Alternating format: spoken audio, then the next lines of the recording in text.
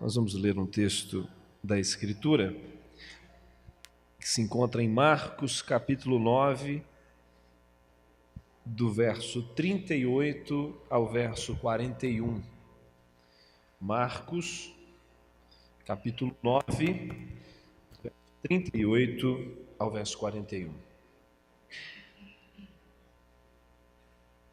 Lerei o texto, peço que os irmãos acompanhem a leitura.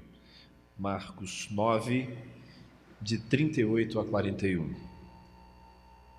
texto nos diz assim: Disse-lhe João: Mestre, vimos um homem que em teu nome expulsava demônios, e nós lhe o proibimos, porque não nos seguia.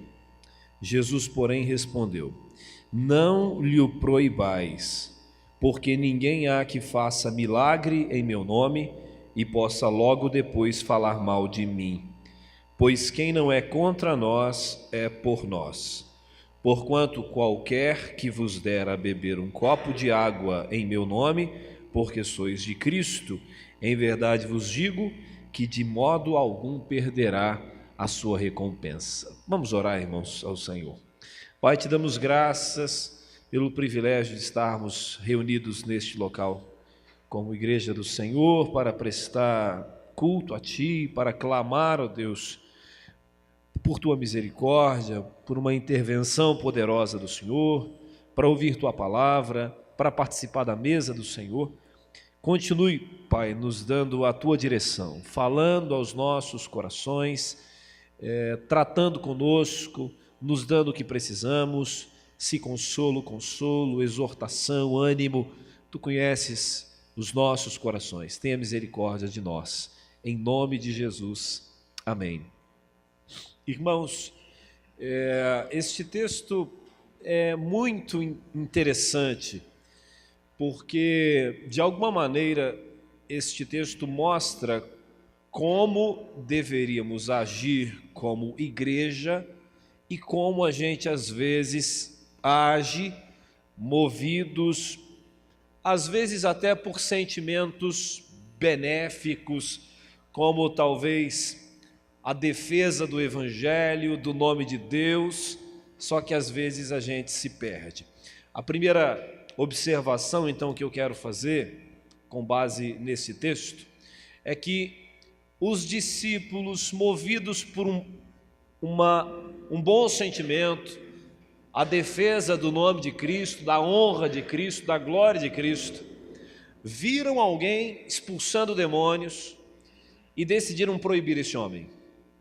E havia uma razão, os discípulos disseram o porquê fizeram isso. Observe aí, o texto diz: Disse-lhe João: Mestre, vimos um homem, ele e os que estavam com ele, vimos um homem que em teu nome expulsava demônios, mas nós lhe o proibimos porque ele não nos seguia. Noutra versão, porque ele não anda com a gente. Uma coisa curiosa aqui, o que estava em jogo aqui é quem é de Jesus, quem não é de Jesus, quem pode falar em nome de Jesus ou não, e o nosso julgamento. Aqui nós temos os discípulos vendo uma situação e exercendo sobre aquela situação e sobre aquela pessoa juízo. E a ideia era concluir se esta pessoa é de Deus, se é de Jesus, se não é, se pode expulsar demônios ou não. E o fundamento aqui para a decisão final é: não anda conosco. Não anda conosco, muito embora fale em seu nome e faça coisas que o Senhor mandou fazer, quem não anda conosco não é de Jesus. Este foi o fundamento. Quando a gente olha para esse texto, aplicando ao nosso contexto historicamente, primeiro pensando no aspecto denominacional e como as denominações e os grupos de crentes às vezes se atacam e exercem o mesmo juízo, chegando a uma conclusão parecida, muito embora às vezes não chegue a esse ponto de proibir o exercício da fé do outro. A coisa fica mais nesse aspecto do julgamento. Alguns pentecostais ou neopentecostais olham para os presbiterianos ou para igrejas históricas e dizem: eles não têm o Espírito Santo, eles são frios, e algumas coisas são ditas. Por outro lado, alguns presbiterianos e membros de outras igrejas históricas olham para lá, para pentecostais e neopentecostais e outros grupos, e fazem a mesma afirmação. Eles não são dos nossos, eles se equivocam, eles ultrapassam a Escritura aqui e ali, eles não são crentes. E entre os grupos, há de fato esse tipo de juízo, e acredito eu, um juízo às vezes temerário. Este texto então nos ensina algumas lições preciosas. Esse texto, primeiro, não nos ensina que a gente não deva ter opinião, não é isso que o texto está querendo dizer. A Bíblia ensina que a gente deve julgar todas as coisas e reter o que é bom. A Bíblia diz que pelo fruto a gente conhece a árvore, então a gente tem que estar atento, tem que ter uma opinião, mas a Bíblia proíbe o juízo temerário. Devemos tomar muito cuidado com a opinião emitida sobre o outro, sobre o juízo que temos sobre o outro. Podemos estar concluindo que o outro não é nosso irmão, não é a nossa irmã, e podemos estar equivocados nesse juízo com base no fundamento. Não é porque não anda comigo, não fala como eu, porque pensa diferentemente de mim, porque não valoriza este aspecto da fé que eu valorizo, que essa pessoa não seja meu irmão e não seja minha irmã. Então, devemos ser menos apressados na emissão do juízo, mais cuidadosos. Você pode ter opinião e deve ter opinião, deve julgar todas as coisas e reter o que é bom, mas deve tomar cuidado com a medida que você usa para medir, deve tomar cuidado para não emitir juízos sem as devidas informações. Devemos tomar cuidado para não julgar motivações. Nós não conhecemos os corações das pessoas, ou exercer juízo sobre o que as pessoas pensam de verdade, lá no mais profundo do ser delas. A gente não faz ideia, a gente consegue julgar aquilo que está diante de nós, aquilo que aparece, e mesmo assim, às vezes a gente se equivoca. Mas olha o motivo: não anda comigo, não é de Cristo. Se não é presbiteriano, não é de Deus. Se não é pentecostal, não é de Deus. Se não é batista, não é de Deus. Será que de fato as coisas são assim mesmo? E a gente percebe que é uma confissão aqui, os discípulos dizendo, né? João falando em nome deles, nós fizemos isso. E aí vem Jesus tratando da questão. Veja bem, não proíbam, não lhe o proibais, porque ninguém há que faça milagre em meu nome e possa logo depois falar mal de mim. Se eu estivesse entre eles aqui, imaginando a cena, fico pensando assim: alguém estava expulsando um demônio. Imagina você andando pela rua e encontra alguém expulsando um demônio. Você, como defensor de Jesus, né? Você vai sair em defesa da sua fé. Que absurdo! Essa pessoa não está autorizada a falar em nome de Jesus. Quem essa pessoa acha que é para expulsar um demônio? E aí você sai, defensor do evangelho, vai lá e proíbe. Então assim, não é apenas chegar perto dessa pessoa e falar alguma coisa, é impedir. Imagina, está lá o cidadão possesso com espírito imundo, e a pessoa está lá assim, sai demônio, não, peraí demônio, não sai, porque essa pessoa não está autorizada a te mandar sair daí.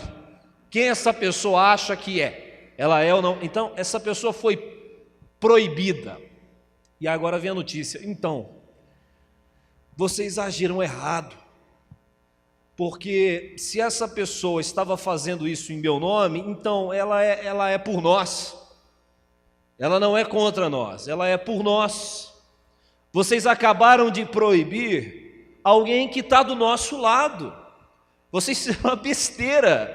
Vocês achavam que essa pessoa não estava autorizada, mas ela estava autorizada sim. Ela é um dos nossos. Vejam bem que a ação impensada, ainda que com boa motivação, no sentido de eu quero defender o nome de Jesus, eu quero honrar o nome de Jesus, que absurdo, o nome de Jesus está na boca de uma pessoa como essa, que não anda com a gente, isso tem que parar, e de repente você descobre que você silenciou alguém que estava do seu lado, alguém que estava servindo ao mesmo Senhor Jesus, estava fazendo o que Jesus mandou fazer: não proibais. E aí Jesus vai explicar por quê. E veja aí no verso 39 e no verso 40: porque ninguém há que faça milagre em meu nome e possa logo depois falar mal de mim, pois quem não é contra nós é por nós. Veja bem, quando a gente ouve essa declaração de Jesus, alguém que faça milagre em meu nome e depois fale mal de mim, Cristo não está querendo dizer aqui que aquele que é crente não se equivoca, não erra de maneira alguma. Mas o que Cristo está querendo dizer com esta expressão é que quando alguém de fato é dele, a ponto de realizar um milagre verdadeiro em seu nome, isso é evidência de que essa pessoa é de Deus. Os discípulos deveriam ter olhado isso e concluído que aquela pessoa havia dado sinais de que de fato era de Deus, e eles se perderam, às vezes com esta intenção de defender o Evangelho, a gente acaba não conseguindo enxergar alguns outros sinais. E Jesus diz uma coisa interessante: olha, aquele que der um copo de água fria, aquele que ajudar alguém, aquele que estender a mão a um dos pequeninos, esse será recompensado. E aí Jesus começa a falar sobre este, que foi proibido de fazer o que estava fazendo, mas não apenas em relação a ele, em relação a todos os outros, que trabalhassem para Jesus, que vivessem como ele mandou viver, que essa pessoa receberia a sua recompensa, inclusive aquele que foi proibido de viver a sua fé. Irmãos, este texto chama a atenção para uma realidade importante no seio da igreja: a unidade da fé, a unidade dos filhos de Deus. Jesus orou por isso, para que entendêssemos isso, para que não nos dividíssemos, para que não nos excluíssemos, para que fôssemos mais hábeis nessa percepção em relação à fé que o outro tem, para que não andássemos por aí cerceando o direito de ninguém viver a sua fé, e que não nos equivocássemos, que a gente conseguisse de fato entender quem é por nós e quem é contra nós. Quando a gente percebe uma igreja ou um povo lutando contra si mesmo, atacando quem de fato não é o inimigo, porque a nossa luta não é contra carne ou sangue, mas contra principados e potestades, um povo que se ataca, uma igreja que se divide, enquanto o inimigo é outro, e os crentes se atacam. Já não é de hoje que os crentes se atacam. O que acontece é que há situações variadas no país que justificam isso. Às vezes, entre protestantes e não protestantes, a discussão, o que divide é se as pessoas falam em língua estranha ou não, se profetizam ou não profetizam. A discussão é entre calvinistas e arminianos sobre predestinação. Cada hora tem um cenário, alguma coisa que justifique a discussão e a divisão entre os filhos de Deus. Não é errado ter opinião, é errado perder a unidade da fé. Não é errado emitir opinião e discordar, isso é salutar, isso é necessário. É errado vivenciarmos um clima no qual a igreja acaba ficando dividida, porque as pessoas não conseguem mais dialogar. E este juízo sobre o outro, esse outro não é crente, esse outro não é crente, meus irmãos, as pessoas são muito apressadas para abrirem as suas bocas e colocarem as pessoas no céu ou no inferno. A gente faz isso lamentavelmente, que Deus tenha misericórdia de nós. A gente não chega a este ponto de proibir o outro de falar. Cala a boca, quem é você para falar de Jesus? O que você está falando não é evangelho, o evangelho não é isso. A gente não está conseguindo proibir, mas alguns, se pudessem proibir o outro de abrir a boca e falar, que vergonha, você como crente. Os motivos, os cenários que acabam justificando a falta de unidade do povo de Deus, varia. O atual tem a ver com as eleições.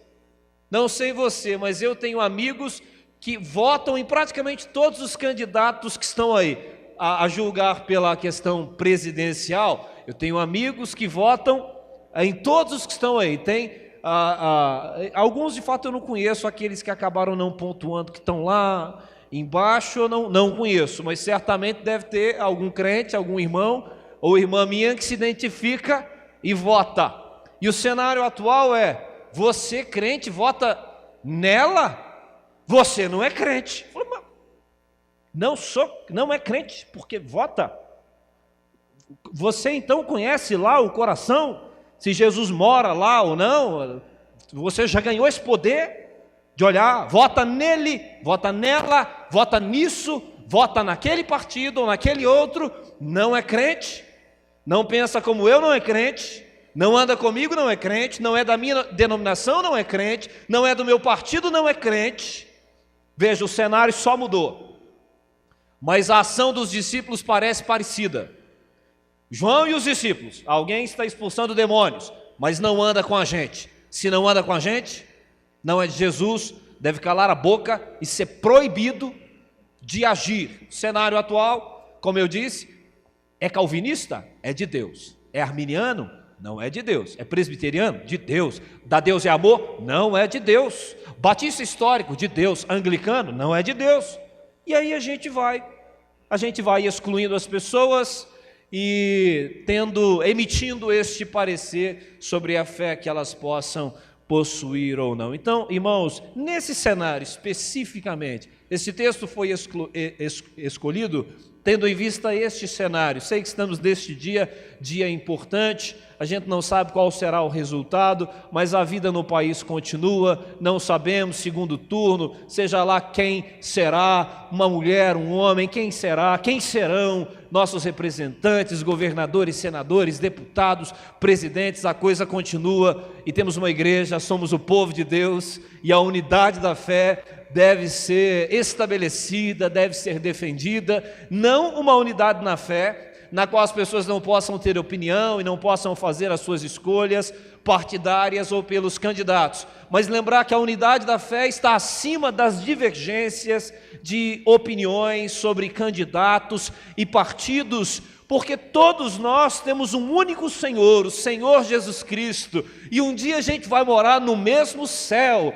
Somos a família da fé e todos nós temos a mesma esperança. Nossa esperança está no Senhor Jesus Cristo. Lembrar que isso então deve nos unir e que as divergências existentes no seio do povo de Deus não acabem com a unidade da fé, aquela unidade pela qual Jesus orou. João capítulo 17, Jesus orou por nós dizendo ao Pai: Pai, que assim como nós somos um, que eles sejam também, que o mundo veja isso, que o mundo veja a unidade entre eles. Aí veja nesse cenário como a coisa fica complicada, irmãos. Eu tenho visto e eu tenho olhado assim, amigos pastores se posicionam numa linha, outros pastores dizem não são crentes, pastores se posicionam noutra linha, outros dizem não são crentes. Membros da igreja se posicionam de um jeito, não são crentes, isso e aquilo. E como eu disse a vocês, eu tenho amigos crentes, presbiterianos, votando em candidatos diferentes, emitindo opinião, e geralmente omitir opinião, aí vem aquela enxurrada de comentários: não sei o que, não é crente, vai para o inferno sem vergonha, safado, Deus te arrebente, e por aí vai. E aí no final coloca o número do candidato ou da candidata lá.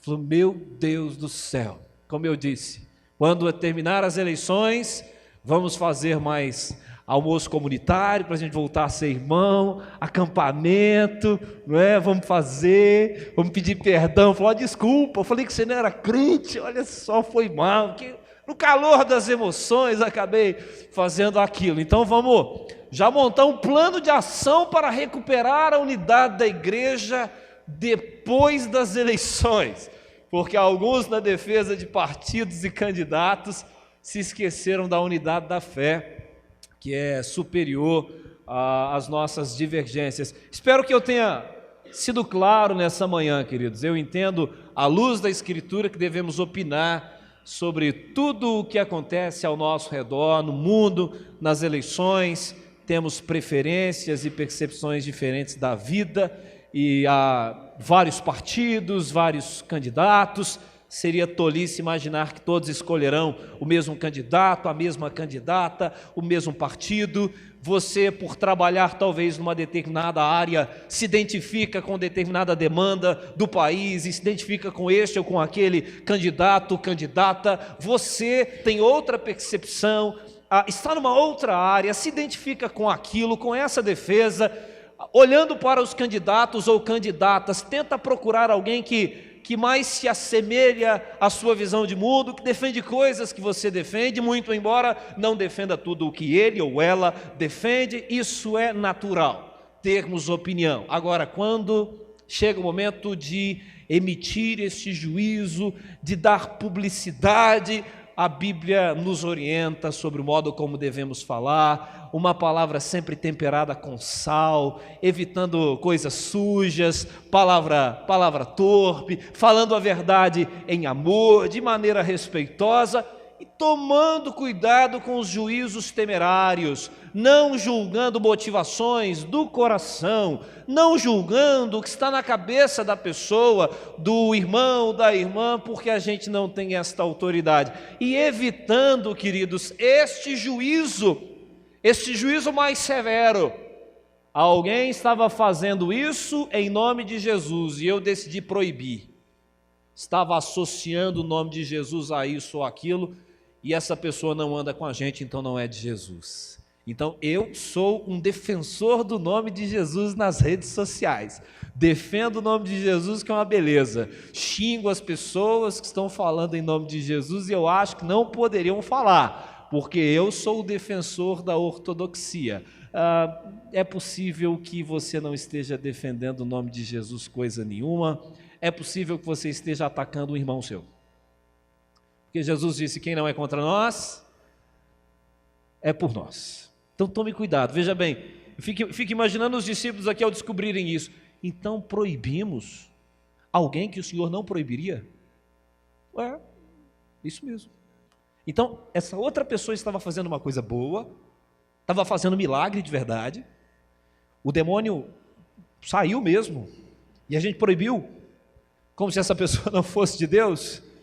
E outra coisa, ele será recompensado pelo Senhor, porque um copo d'água fria será recompensado, então ele será recompensado, mas a gente proibiu. Que tiro no pé, que grande tiro no pé, que besteira, você reconhecer depois que mesmo na boa intenção de defender o nome de Jesus, na verdade você estava jogando contra a sua própria família, estava atentando contra a unidade da fé. Mas esse texto, todas as vezes que ele me vem à mente, eu sempre penso nisso. O diferente de mim é o diabo. Parece que é isso que está na cabeça dos outros. O diabo é o diferente de mim, o diabo é o outro, o mal é o outro. Quem não anda comigo é o mal, quem não pensa como eu penso é o mal, e o outro que é o mal deve ser cerceado, deve ser silenciado, deve ser proibido de se expressar e de agir. E somos nós, com a nossa percepção limitada, fazendo isso ou aquilo. E me refiro a todas as pessoas que se dizem cristãs, eu entre elas e vocês também. Deus tenha misericórdia de nós. E esta palavra é oportuna considerando o momento que teremos essa questão da mesa do Senhor.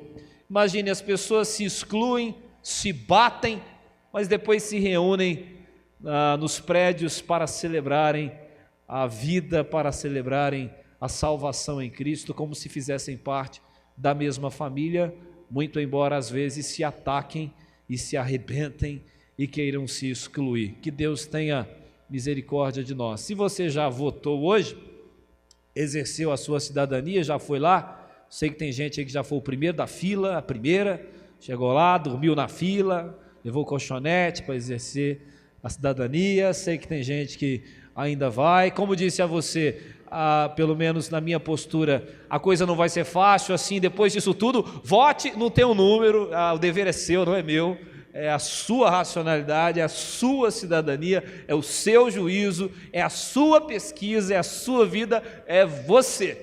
Você entendeu? Aqui não vai ter essa coisa de o pastor te deu a cola, toma a cola aí, irmão, vai lá e reproduz, porque senão você vai para o inferno.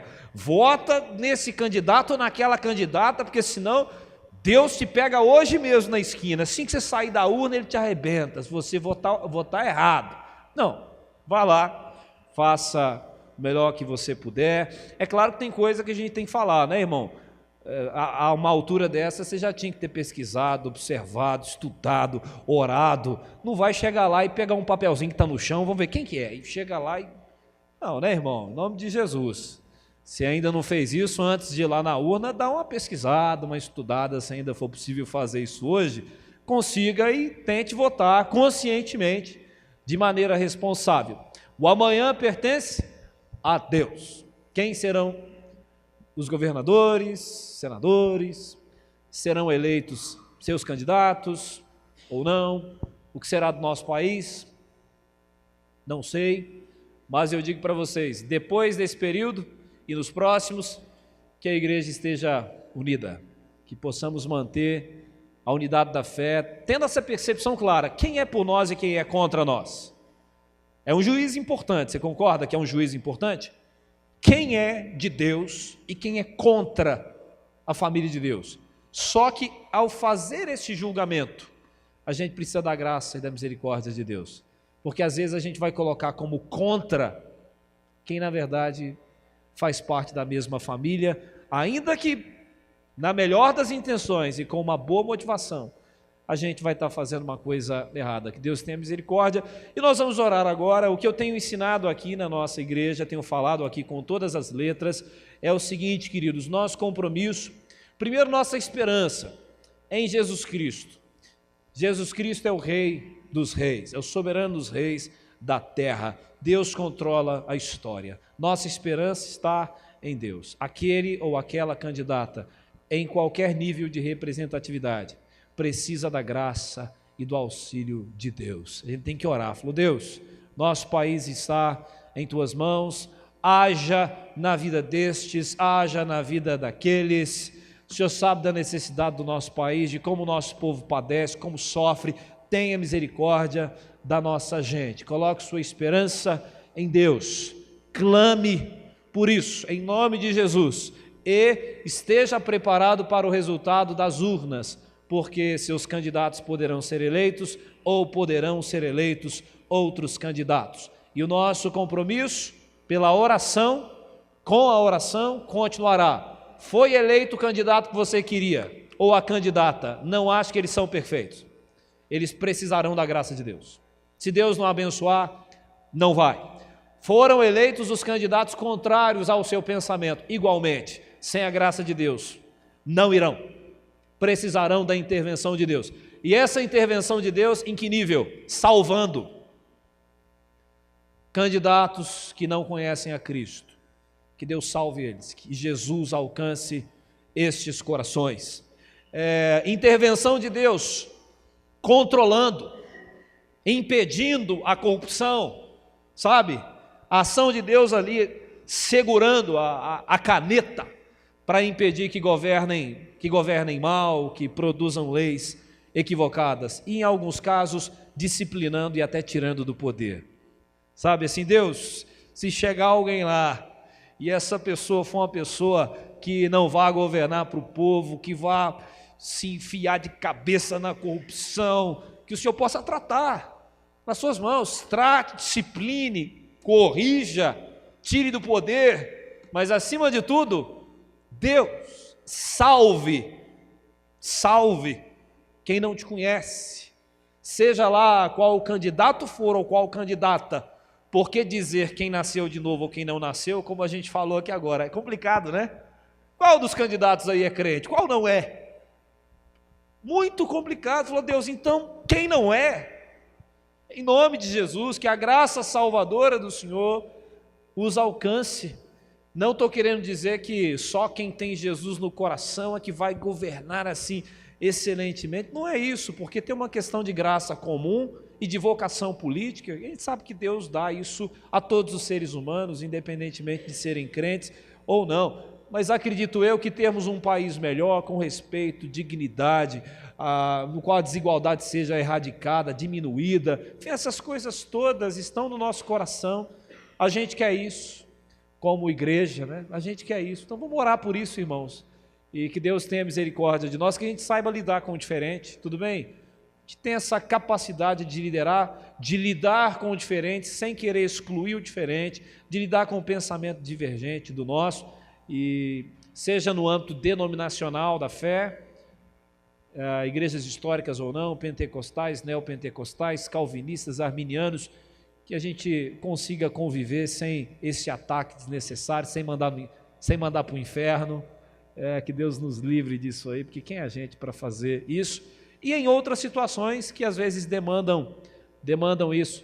Eu lembro que a gente viveu há anos atrás uma situação, eu já pastor, tive que lidar com isso, estatuto de desarmamento, arma, não arma, arma, não arma.